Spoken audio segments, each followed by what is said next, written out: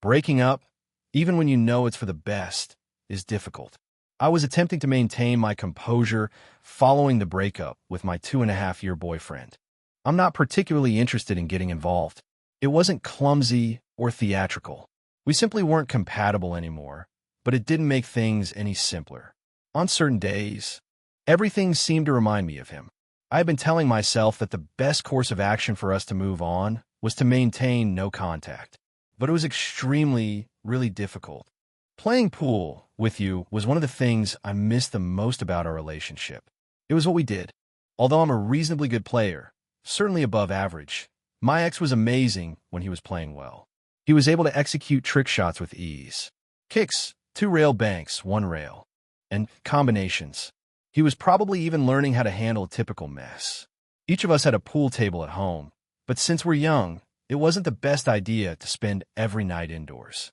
When we did go out, we always made sure there were pool tables at the location, which was typically a pub. However, we detested packed bars with long waits for tables and yelling clients. So we preferred quieter establishments that typically drew an older clientele. Our favorite spots were dive bars with sticky floors and ancient scratch tables. It goes without saying that no pub will have a regulation table in perfect condition, but the dive bars were unquestionably superior to boisterous college places. We didn't care that we were typically the youngest ones there. We were becoming a little tired of the usual college, let's get plastered every night mentality at that point in our relationship. In addition, despite my shyness, my ex was quite gregarious and got along with everyone. It also didn't hurt that we weren't complete beginners at the pool. I noticed that I was missing that aspect of my life more than normal a few weeks ago. However, since it was a random Wednesday, none of my buddies were available. Since I didn't want to spend any more time sitting around the house feeling sorry for myself, I made the decision to go to one of the pubs we used to frequent. I told myself that I just needed to leave and that it wasn't about nostalgia. Believe me, I'm not the kind of person who often has the courage to go out on my own. But that night, I was feeling a certain way. The tavern was just as I had remembered. There's a jukebox in the corner, worn-out stools, and dim lighting. The familiarity was both reassuring and painful. I nearly turned around and walked away as the memories came flooding back, but I made myself stay. I strolled over to one of the pool tables and began aimlessly glancing at a queue after getting a couple beers. I'm not entirely sure what I had in mind to do there. Playing by yourself would have been a bit strange. Luckily, a guy came over and addressed my question. He was the only person in the room who was even remotely my age, and he was possibly in his mid-20s. He asked if I want to play a game while leaning against the table. I told him to rack them up after nodding. He started racking the balls after putting some cash in the slot machine. I chuckled to myself while he racked. Incorrect, but I remained silent. After a few rounds of play, I began to unwind. He wasn't awful, but he wasn't as good as my ex either. However, I wasn't being forgiving of him. Every rack we played, I won. As we played, we talked, and he even got me a few drinks. He was sufficiently amiable. However, it soon became apparent that he wasn't the smartest person on the planet. I appreciate males that can hold their own in a conversation and are bright and quick-witted. This person, not at all. I didn't mind, though. It was pleasant to simply play and converse without overanalyzing. Something for once. I was enjoying myself. He asked me whether I wanted to return to his apartment after the fourth game. I was surprised by the question, although I suppose I couldn't have been too. Startled. After a moment of inaction, I shook my head. I attempted to be lighthearted by stating that he would require A for that second date. To be honest, I didn't want to move so fast. I suppose I wouldn't have been completely against pushing things with him any further, but that wasn't the right time on a random Wednesday night. I suppose I didn't do a good job of declining him. Nevertheless, because his whole attitude shifted, he literally began frowning at me once his smile vanished. I wasn't ready for what came next. "Are you serious?" he asked. I took hold of my wrist, mentioning that you spent a lot of money on those beverages. Before I could reply, he also grabbed my handbag. I had never experienced such a circumstance before. So instead of yelling or fighting, I simply kind of froze. Up. I was afraid, even though we were in a public setting. Fortunately, a few elderly men at the pub saw what was going on and intervened. To be honest, I don't know what I would have done if they hadn't. One of them instructed the man to allow me to proceed. The man placed my bag back onto the table, sneered at me, and muttered something under his breath before hurriedly leaving the bar. My heart continued to race, and I was very grateful to those guys for their assistance. But for me, that was it. I exited the pub, still in some disbelief and trying to comprehend what had just transpired, and phoned an Uber. I made the decision to shut my eyes in the Uber. The next thing I remember is the Uber driver gently waking me up, so I must have fallen asleep. We parked across the street from my residence. I thanked him, exited the vehicle, and began to move toward the entrance. I instinctively checked my phone for the first time since leaving the bar as I dug through my backpack for my keys. That's when I noticed it. That terrible notification. AirTag was discovered traveling with you. I almost dropped my phone. My hands began to shake as I dug through my purse, putting my wallet aside and cosmetics until my fingertips touched upon an unexpected surface. I took it out and stared in shock. My luggage actually contained an AirTag. I experienced a panic attack that was far worse than what I had been experiencing before. I remained standing in the middle of the road, so I flung it to the ground and repeatedly trampled on it until I was certain it was broken. I suppressed a cry and began to breathe deeply. The cold wasn't doing anything. I had to go inside. I frantically searched the area, but the street was utterly vacant. The person who placed the AirTag, most likely the guy from the pub, would be aware of my precise location. The street, perhaps, but not my precise house. The homes on my block are big, and he could obviously narrow it down because they were spaced out. After grabbing my handbag and running to the back entrance, I struggled with the lock before entering. I locked the door behind me and slammed it, feeling as though my heart was thumping so fiercely that it could blow up. Even when I was safe, my shaking wouldn't stop. I wondered how I had gotten myself into this predicament as I approached my room. I usually fall asleep by 10 and stay asleep for 9 or 10 hours. But I was not going to sleep that way. Evening, I thought that perhaps the scenery outside my bedroom window would put me to sleep or something. I was kind of lazily staring out the window when I saw a dilapidated, old Lincoln Drive slowly by my house. It was kind of late for automobiles to be driving on a residential road, but nothing out of the ordinary. However, it then returned in the opposite direction, and I realized something wasn't right. The second time, it moved even more slowly, as if the driver was looking at the houses. Although I didn't want to confront the situation's truth, I was left with no other option once it happened a third time. It was the man. It had to be. He was looking for my residence. I wanted to yell once more. When the automobile passed again, the driver's side window was rolled down halfway. Though I didn't want that guy to know he was in the correct place, I still wanted to notify the police. I realized that's absurd, but I was so terrified that I was unable to think clearly. The driver's hand was gripping something and protruding out the window the next time the automobile went by. It appeared to be a knife. The car then stopped in the middle of the road, directly across from my house, rather than continuing on by. With my heart pounding wildly once more, I ducked down. I remained hunched beneath the glass, too scared to move. When I looked up, the automobile had vanished. I may have waited for an hour, but it never returned. The following day, I told my folks everything. I told my dad that I was too terrified to phone the police, yet he nevertheless reprimanded me for not doing so. He called one of his friends, a police chief, to seek guidance. His friend claimed that they couldn't do much without additional proof or the license plate number, which I hadn't been able to see. His acquaintance advised us to contact the police right away if we ever saw that vehicle again. For days, I didn't leave the house. I'm still terrified that he's waiting somewhere and will see me come into or go out of my house once more. However, I haven't seen the automobile since, so perhaps the nightmare is ended. Although my life isn't particularly thrilling, it's pleasant. I'm 40, childless, and single. To be honest, I don't mind, but some people could find that depressing. I have a reliable employment, a respectable home, and no one else to answer to except myself. I work as a bartender at a posh rooftop in a nearby town, serving customers who believe that ordinary pubs are beneath them. Personally, I don't live close to that degree of luxury. Although my place is roughly 20 minutes away and in a fairly average neighborhood, there are benefits to working there. The shifting crowd keeps things fresh, the tips are great, and locals aren't afraid to toss money around. The pub is sophisticated, so we don't have the usual regulars you'd find at a dive. I enjoy that. Some patrons would become very intimate with me, or any other bartender for that matter, and I never really enjoyed it. But perhaps that's just me. I prefer to be by myself. My name is Kevin, and I should definitely disclose that. Later on, that will matter.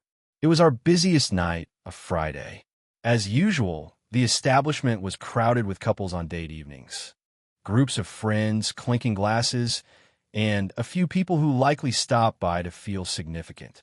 I enjoy playing mental games with my patrons all the time. I make an effort to identify those who are acting like someone they're not.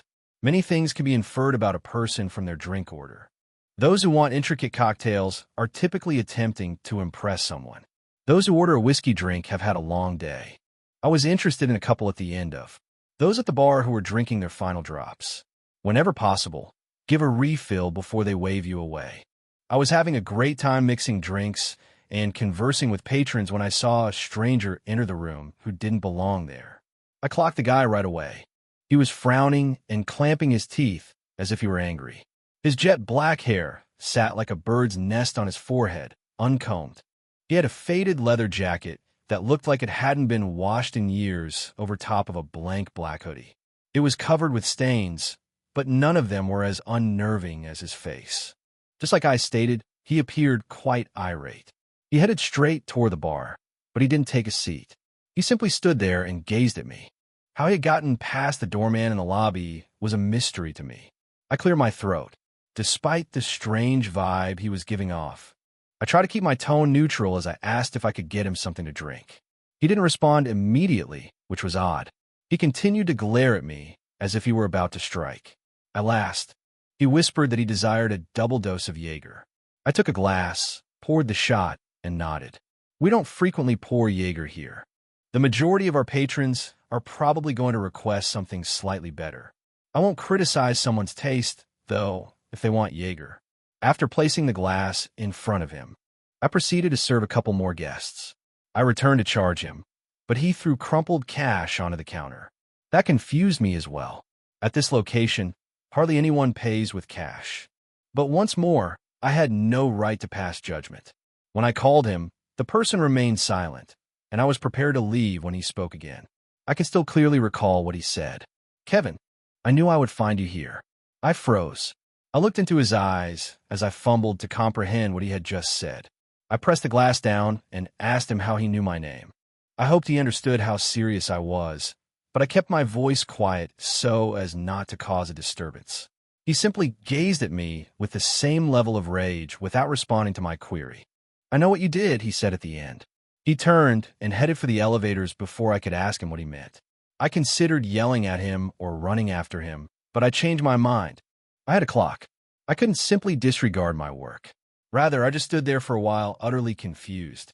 To be honest, I was completely baffled. I definitely didn't recognize him. I couldn't think of anything I had done that would justify making such a vague claim. I'm not perfect, but I don't constantly create enemies. I was in a bad mood the rest of the night because of that. I drove home once my shift finished, but I couldn't stop thinking about what had transpired earlier. I searched my mind for literally any logical answer, but I was unable to come up with any. By the time I finally went to bed, I was still not entirely comfortable with the situation. I awoke unexpectedly in the middle of the night. I normally sleep through the night, so I wasn't really sure what woke me up because I didn't need to use the restroom. I didn't see or hear anything, but I had a strange feeling. I remained motionless and waited for my eyes to acclimate to the darkness. After a minute or so, I noticed something that made me feel scared and excited. Beside the door in the corner of my room was a dark mass. Even though it was only standing there, I was positive it wasn't anything that belonged to my room. My heart began to rush, but I made myself remain motionless and act as though I was still asleep. There was a visitor in my room. Before I really processed that concept, I told myself about it about 6 times. I realized I needed to take action. After silently counting to 3, I suddenly leaped out of bed and let out a loud scream. Although I was ready for a brawl, the figure avoided me. Rather, he ran to the door. I heard something clatter to the floor as he moved. I followed him around my house, but by the time I got to the front door, it was ajar and the person who had been in my room had left. I wanted to dash out into the yard to find him, but I was afraid I may be stepping into a trap. Rather, I made what I still believed to be the right choice and locked the door after slamming it shut. I recalled the racket I had heard in my chamber earlier. I went back to my bedroom, switched on the light, and just stood there. There was a knife lying on the floor in the corner of the room. It was removed from the kitchen and belonged to me. I was ill. The person I had recently pursued was preparing to harm or even kill me. I immediately phoned the police, who came right away and inspected my house and yard, but were unable to find anything. The police received the camera footage from my pub after I described the man there, but they haven't been able to locate him yet because I haven't heard anything. The thing that messes me up the most is that I'm positive I locked all of my doors that evening. I secured them each night. However, the cops were never able to determine how that individual got into my house throughout their search. No windows were shattered or unlocked, and there was no indication that someone had entered with force. He got inside, and I still don't know how, although I haven't seen him since. I would be lying if I claimed I don't think about this incident very often. I work as a bartender in a restaurant and bar in a suburb not far from Baltimore. I'll try my best to describe the arrangement so that the narrative makes sense. It has a distinctive setup and is a bustling venue. Only the chefs in the back and bartenders like me work there. There are no waiters. You must place your order at the bar if you want food or non-alcoholic beverages, and when. Everything is prepared, take it from the counter. I'm not sure why things are done that way, but I suppose it has to do with management's attempt to cut costs and prevent recruiting. Waiters. In any case, it keeps things moving quickly, which I really enjoy. The location is incredibly well-liked for some reason, even if I don't think it's something really unique. Most nights have a vibrant atmosphere with excellent music, a bustling crowd, and a standing area next to the DJ booth where people congregate to dance and mingle. The steady stream of clients and the upbeat atmosphere make the work go by quickly. Meeting and chatting with new people is something I enjoy, so this job is ideal for me. If I had to wait a long time between serving visitors, I think I would go crazy, but that's just me. I placed a wager. Humans are the complete opposite. That specific evening began similarly to all others. Since it being the weekend, everything would be quite busy. I was prepared. The bar eventually began to fill up with patrons. That night's crowd appeared to be younger and college-aged, which meant there would be more dancing, more spillage, and a rowdier atmosphere. Generally, yes, and even worse advice, which I found to be rather awful. This particular set of youngsters simply kept ordering more tequila shots than I did. Might arrange the limes and salt. Chaos always reigns when they take over the bar. One of them used the same pickup line on me maybe 3 times since he was so clumsy. I was going about my business when I saw an older couple enter and take a seat at the booth in the restaurant's corner. At first look, it didn't seem weird. I simply found it intriguing that 2 individuals of that age would desire to enter a raucous location such as this. However, I didn't have much time to consider it, so I returned to my work. Let's fast forward from perhaps 30 to 1 hour. I was halfway through pouring a line of tonics and gin when I saw the pair once more. My head was locked on my hands for some reason, even though my hands continued to work and muscle memory took control. Then it dawned on me. They simply sat there without making any noise, nor had they placed any orders. No food, and most definitely no drinks I would have recalled. When I took a closer look, I saw that they weren't even exchanging glances. Both of them were staring at the wall next to them. It didn't appear to me that they were conversing either. It was the most peculiar thing. The bar was tilted, and I had too much to do to waste time pondering about it. Even if I was more than intrigued, I assumed they might not understand how the place operated or be waiting for someone. Perhaps they were awaiting their order to be taken by a waitress. Upon finally taking a break, I made the decision to see how they were doing. I put on my politest face and strolled up to the table. Neither of them turned to face me as I got closer. Both of them continued to stare like statues at the wall. I asked them if they wanted something to eat or drink after clearing my throat. The woman didn't flinch at all. She continued to look at the wall as if I hadn't said anything. The man's head turned gently, as if he were traveling slowly. His face appeared, and I felt a shiver go through me. His eyes were nearly buried in his face, and his skin was wrinkled and colorless. He simply glanced at me and gave me a hard but silent headshake without saying anything. He glanced at me in a way that made my stomach turn. In answer, I murmured something and hurried back to the bar. After that, I experienced the strangest sensation in my stomach. Those individuals didn't seem to belong in this century, much less this bar. For a long time, I didn't glance at the booth. Things eventually began to slow down a bit, and I recalled the couple. I hastily looked over and almost dropped the glass I was carrying. Now, they were both looking straight at me. I looked straight into the woman's eyes, and she never looked away. I doubt I've ever felt more uneasy at work than I did at that very moment. I averted my gaze and seemed to be occupied in an effort to avoid really losing it. When I turned to look again, the booth was deserted. I was relieved. I was simply relieved that they were no longer there, as cruel as it sounds. By night's end, I was still considering the entire matter. I made the decision to ask my coworker Karen if she saw anything odd as we cleaned the bar and said our goodbyes. I suppose you would call her a vet. She takes satisfaction in observing everything and everyone that enters the building over her years of employment there. When I asked her about the couple, she gave me a puzzled expression and claimed not to understand what I was discussing. I gave her a blank stare and said that I was discussing the elderly couple seated in the booth in the corner. She informed me she didn't recall seeing somebody like that and shook her head. She then asked me jokingly if I was having hallucinations, which made me chuckle. If I was actually crying on the inside. I knew what I had observed. She crossed her arms when I questioned if she was certain, and then she listed at least 10 random customers who had placed food orders that evening along with their attire. I chuckled once again and praised her memories, but as I already stated, I was dying within. By the time we locked up, I had begun to question myself. I almost dropped my keys in terror when I saw something on my way to my car. 2 shadowy individuals stood beneath a single streetlight across the street. I was aware that it was them. I wanted to scream, but I couldn't make the sound. I didn't hold off any longer. Without giving another glance, I hurried out of the lot, locked the doors, and got into my car. The journey home was terrible. I was making an effort to remain composed the entire time. I simply kept saying, "Oh my God," over and over. I had a lot of questions. Had Karen missed them in some way? Were those individuals genuine? Was I going crazy? I was unable to describe it. I believed I was losing my mind. Although it doesn't, I wish this narrative had a satisfying conclusion. Those folks were never seen by me again. I never received an explanation. I doubt that I ever will.